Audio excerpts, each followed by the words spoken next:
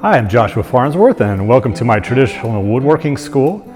In this video, Will Myers is going to talk a bit about the Moravian Workbench and introduce you to the Moravian Workbench, talk all about it. For those of you who don't know, Will and I released a video quite a few, well, I don't know, maybe 5 or 6 years ago called How to Build the Portable Moravian Workbench. And it's become really popular, and I've seen people all over the world building this workbench. So if you haven't heard of this workbench yet, this video will give you a little introduction to it, and hopefully you'll want to give it a try building it yourself. So thanks for watching, and good luck with building a workbench.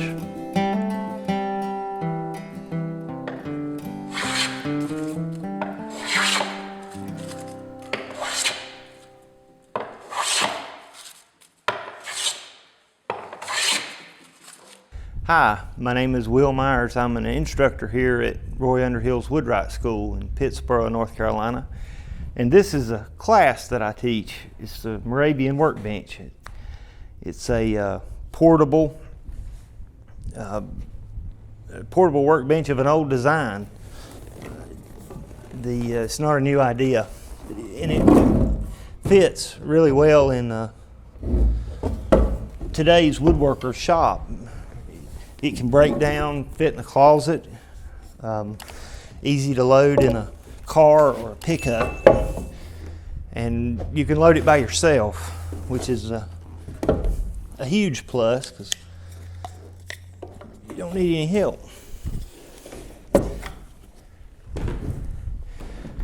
The design came from a town in the Piedmont of North Carolina called Old Salem, which was, of course, originally just called Salem. It was settled by Moravians in 1766. And this design came from a bench in their collection. It's almost identical to this one. Made a few changes, but not many. And this one is made out of the same materials for the most part as the original. The original was yellow pine and oak, and this one is also. The yellow pine and red and white oak are still readily available here anyway, just like they were then. I'm sure they just used whatever they had. So. The bench is heavy, stable, an excellent for a hand tool woodworker or power tool either, but particularly suited to hand tool because of its mass. A completely assembled bench weighs about 220 pounds, which is good. It's still light enough. Like I said, broke down, you can move it, but it's heavy enough to serve really well, and it's a bench I really enjoyed using. I built the original 3 years ago and have used it almost constantly since. It's just it's impressed me from the get-go. It's just done anything I wanted to do, and the design being portable and you can break it down and move it is just excellent. Like I said, it break down, fit in a closet, wherever you want to put it. If you want to move around and work different places in your home or your shop, it's easy to do. But let's start at the beginning. The beginning is at Old Salem. They have the original bench that I got this design from and these measurements from in their collection. And let's go have a look.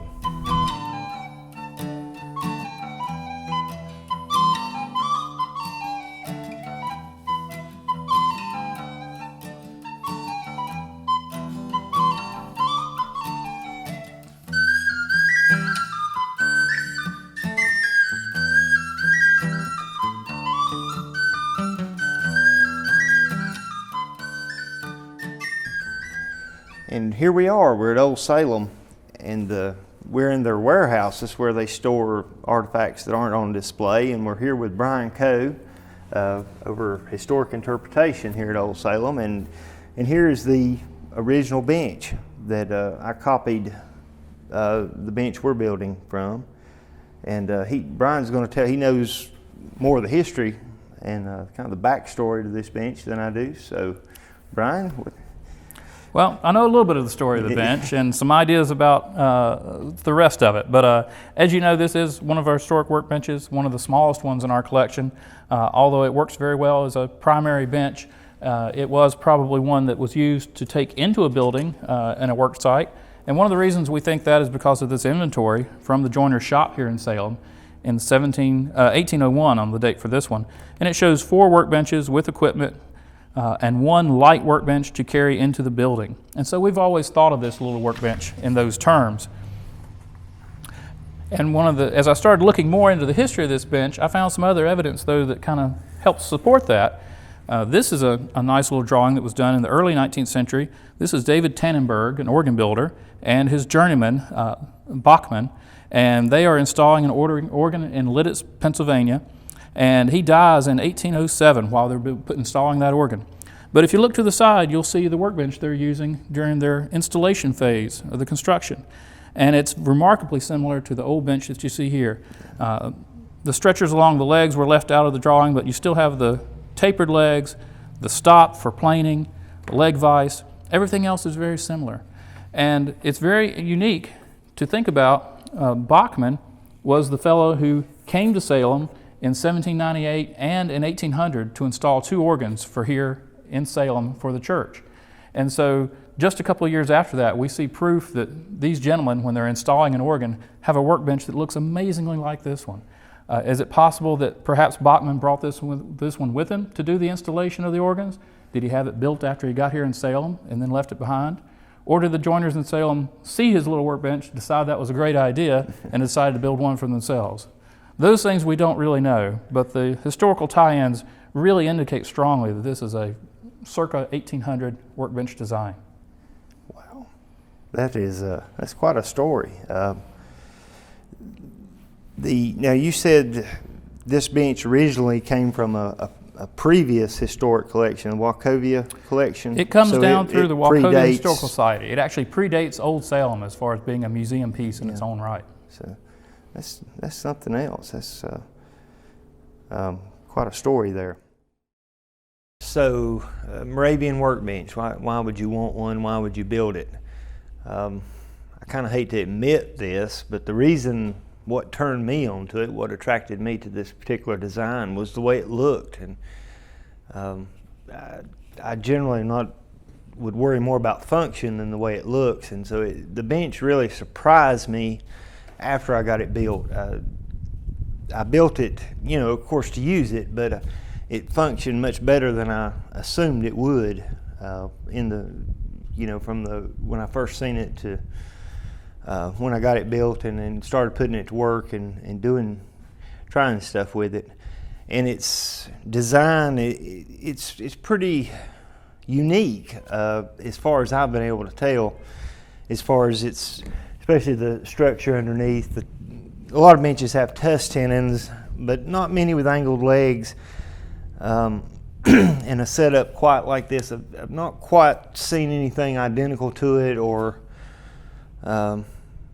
really even very similar.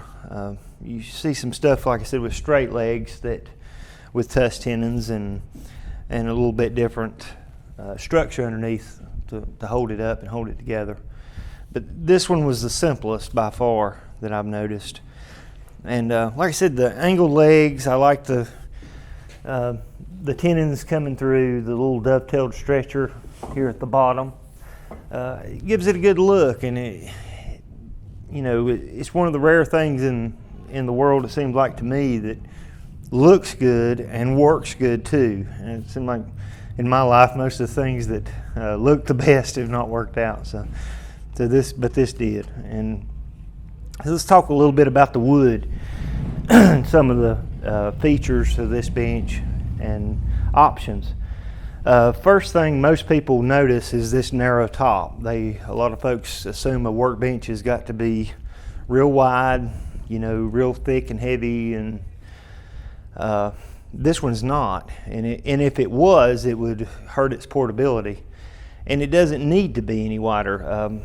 most of my experience is, and you can look at this one, most of the damage from where I've used it, wear and tear, is right here around the face vise. There's some skint places on back. But I've noticed is most things you're doing in hand tool work, most operations, you're right here in front of you. It's awkward to reach back here and chop a mortise, but it's not right here. So why have a big top way back here? A lot of weight to deal with. But weight is a good thing too in a workbench to a point. Roubeau bench, I can't say anything bad about it. I built one a few years ago. It's a great bench. It really works well. But if you want to move it, mine weighs 350 pounds and it's a lightweight compared to a lot of the ones that people build that get up in 400 and 500, 600 pounds. Pretty much impossible to, it's not mobile. I mean, it's movable, but you're going to have help, and it's not a simple undertaking. Even mine at 350 is not easy to move, and I can't move it alone. So how can we capture something like a Roubeau and something that's not quite so heavy? And to me, this is the answer. Works well. We've got a solid heavy chunk here at the front. Like I said, this one, most of them in oak, you're looking at around 100 pounds. This one, if I remember right, weighs 97, the top alone.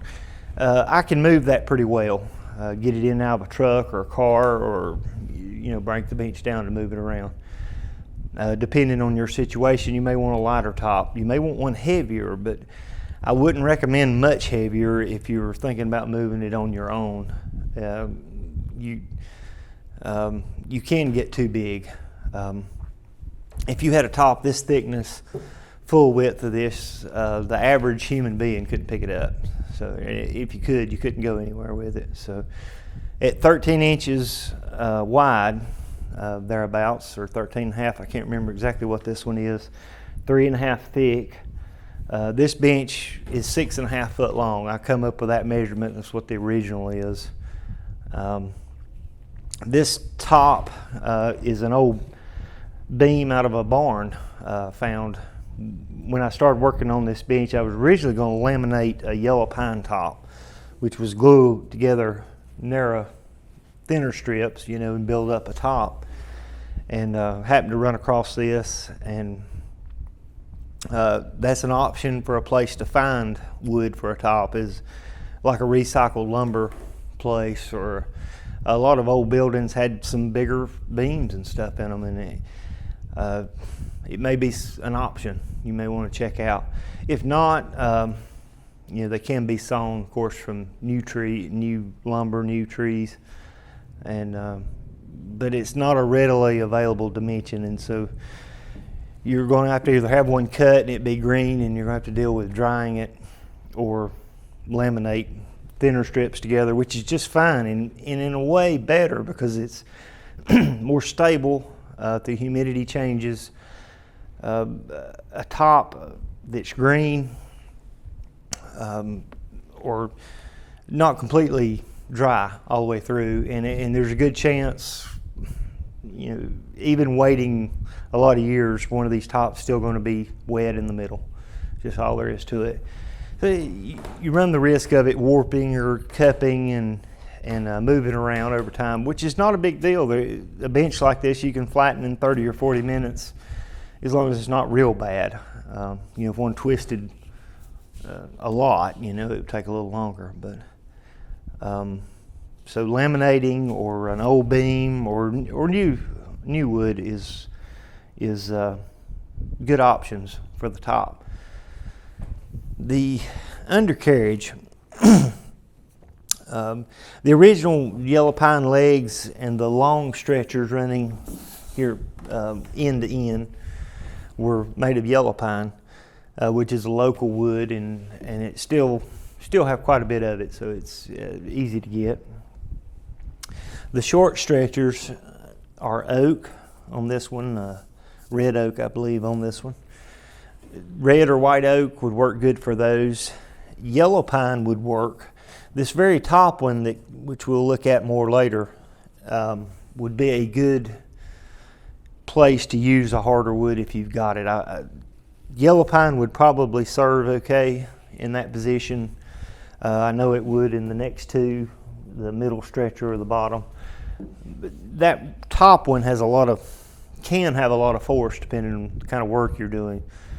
So as you'll see, using this one this week, we'll be beating and chopping, and it takes a lot of beating right there in that position. So oak would be a good choice. Legs, yellow pine, Douglas fir, poplar, whatever you have available local. You could use oak. It's going to add more weight, and it may be something you want. Would work well. Spruce. There are a lot of woods. A softer wood will work for the legs. All the force that's applied to them is basically straight down. So any work you're doing, the force applied to it's on the end grain. It's trying to push that leg down. And most woods, even soft woods, are fairly strong in that direction. So a lot of options there, whatever you want to use.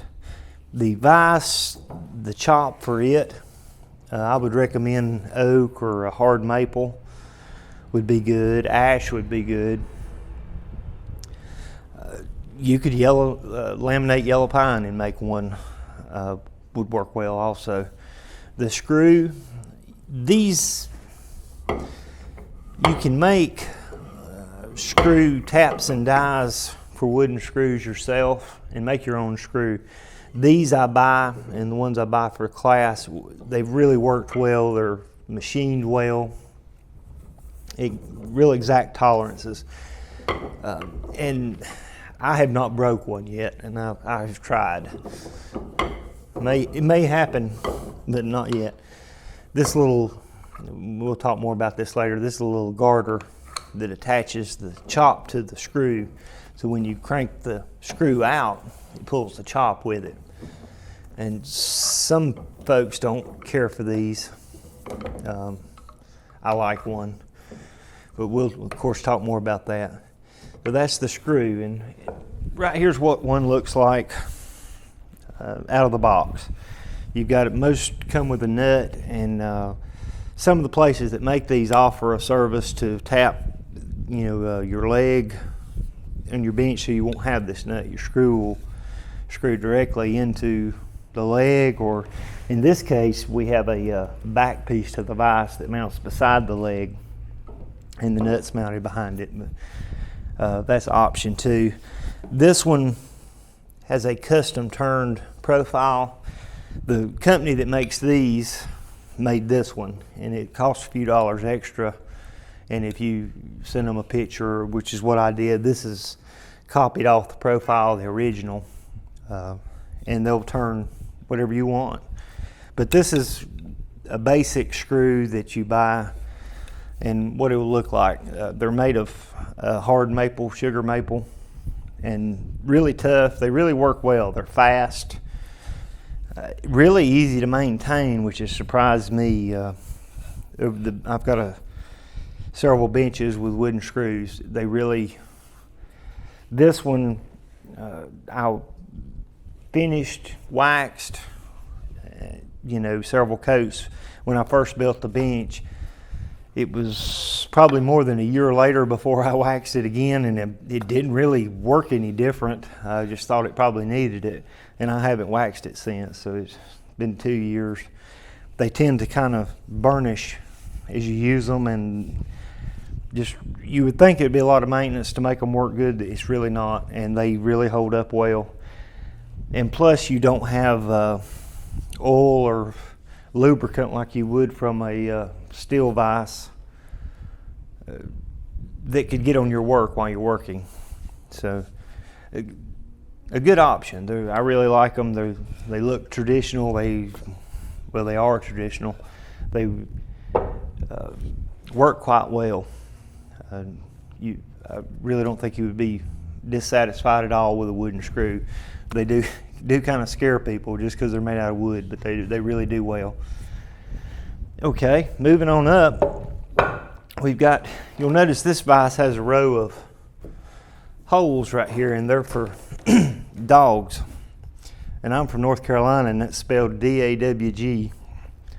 if anybody else spells it wrong, I think. But anyway, I have several in this one, but these are movable, and you have a tail vise. Now the original did not have a tail vise. It had a single point planing stop, and we'll talk a little bit more about that too as we go along. But I really like a tail vise. I think it's a good option you may want to add. You can clamp boards between the individual dogs, and of course they're movable down the length of the bench. And this is a little homemade one that I made. It's left-handed Acme thread and nuts and a few little pieces of pipe welded together, not much to it, but it doesn't take a whole lot. You don't need a whole lot of pressure in that direction to hold a board. Last thing, tool tray. This is a past few years as I've read and studied more about workbenches, this is a lot of debate over a tool tray. Some folks of course like them, some don't.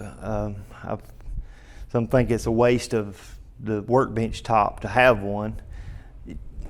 For me personally, my shop at home has a concrete floor.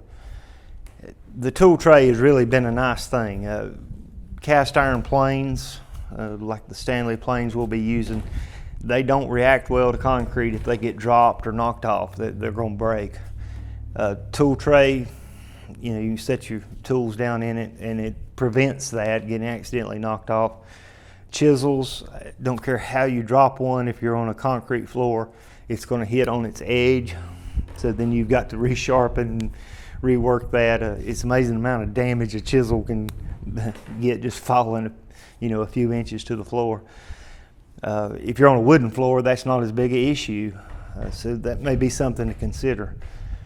And tool trays, a lot of the traditional benches, whether they have them or not, a lot of traditional benches are really built a lot like this. They'll have a narrower, thick piece in the front where you're working.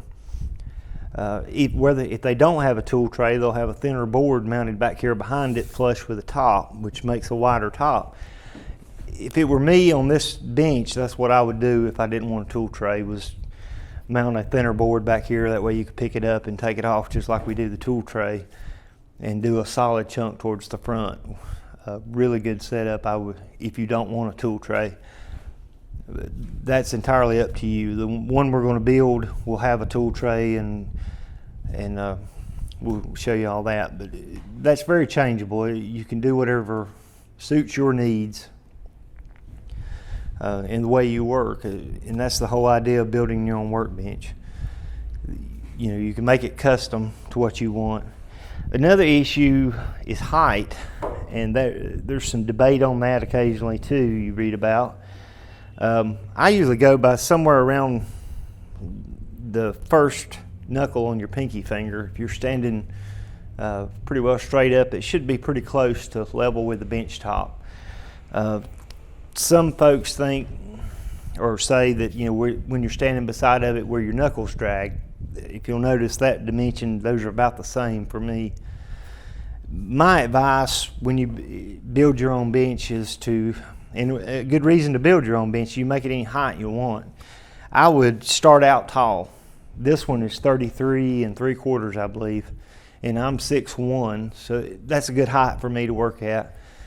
If you're taller, you may want something taller. If you're shorter, of course you'd want it shorter. And it depends on the type of work you'll be doing. For hand tool work, the lower the better. As you'll see some of the stuff we're doing building this bench, the lower height allows you to get more of your body weight, your mass into the tool. If you're planing, sawing, chiseling, anything, it helps being lower.